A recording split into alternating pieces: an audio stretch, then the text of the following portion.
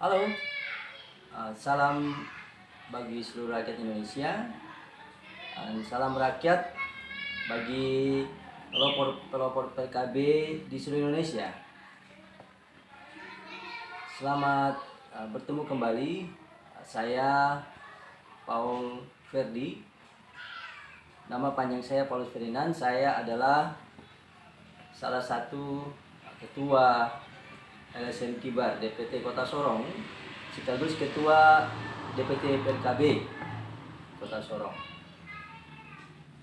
Hari ini saya mau menyampaikan atau menjelaskan tentang apa itu PRKB, Partai Rakyat Kecil Bersatu.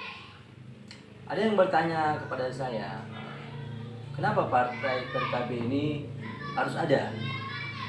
Dan saya mau katakan kenapa partai PRKB harus ada.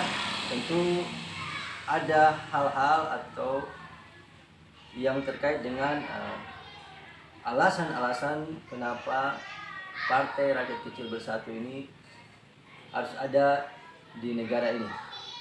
Pertama, ide awalnya adalah berasal dari sebuah pergerakan masyarakat yang namanya Lembaga Swadaya Masyarakat Komunitas Independen Bersama Asas Rakyat atau biasa disebut KIBAR. Nah, LSM KIBAR ini berdiri dari tanggal atau tepatnya tanggal 4 Juni 2018. Jadi sudah berjalan sekitar hampir 3 tahun. Nah, dalam perjalanannya LSM KIBAR ada untuk masyarakat seluruh Indonesia dengan mengusung satu platform, yaitu hukum dan pengawasan. Jadi LSM ini hadir untuk membantu masyarakat yang terzolimi di bidang hukum dan juga mengawasi jalannya pembangunan.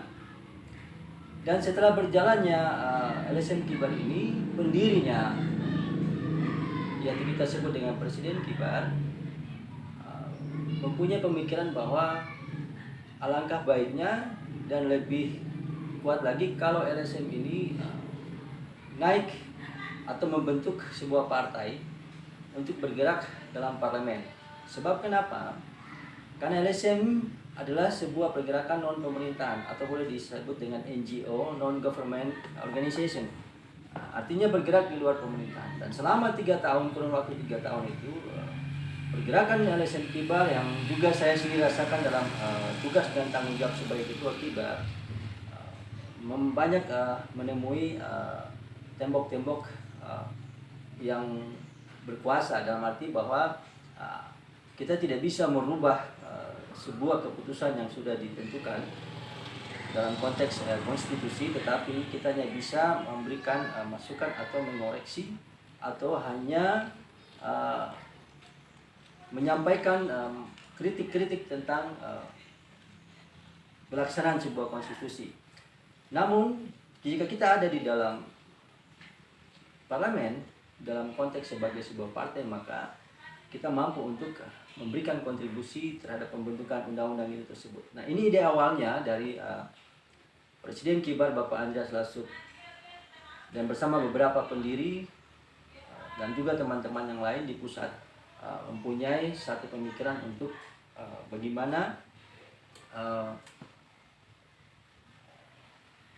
KIBAR ini dapat lebih leluasa dan lebih kuat dalam membantu masyarakat dan harus melalui satu kekuatan lain, yaitu di dalam parlemen.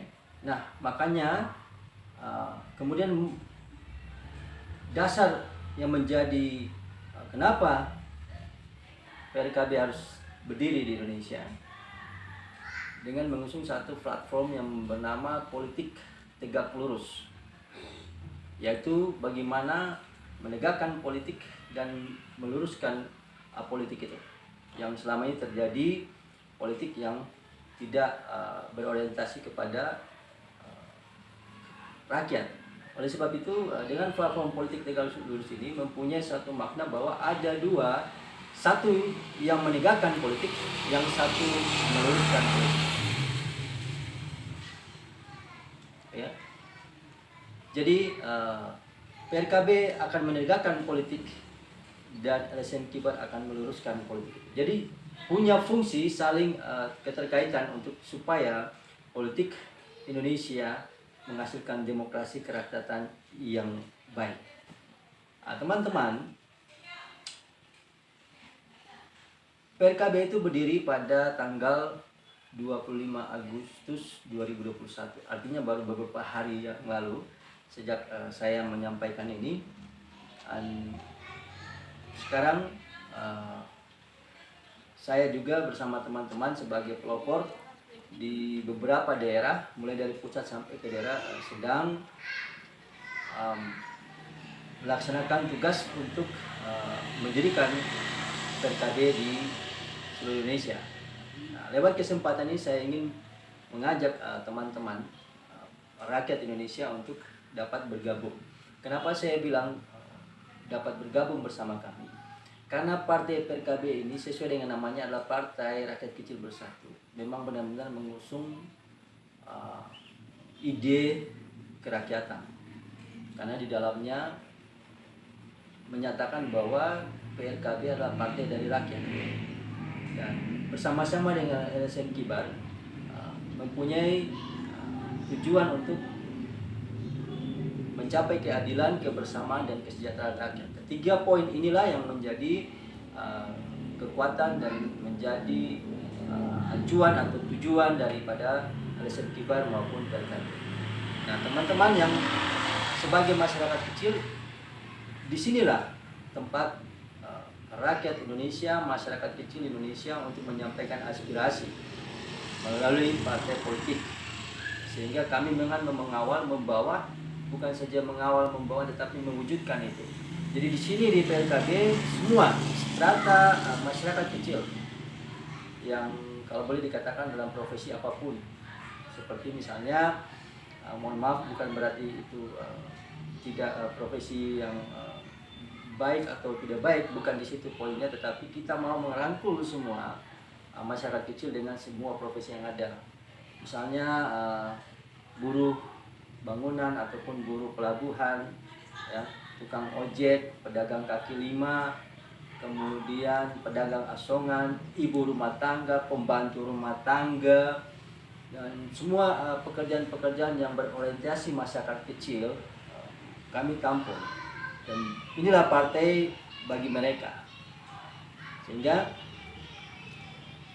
kita bisa mewujudkan apa yang menjadi cita-cita masyarakat kecil.